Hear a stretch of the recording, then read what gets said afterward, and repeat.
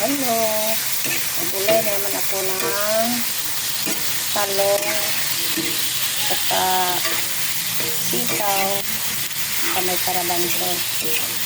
Haluan ko ng baboy konti. Ulam namin. Tapos may pitsay ako ilalagay. Tanim namin to roon sa taas. Ilalagay ko para masarap. Na tanghalian ako pagluto ay naglaka ako, hindi ko napansin yung oras. Yung pala, alas 12 na. Gutom ng akong manager.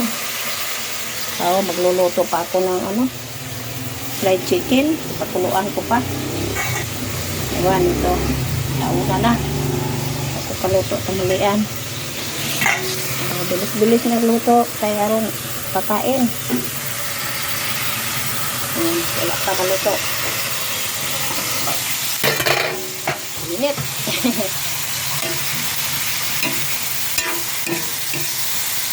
Thank you. Mamaya lapit na.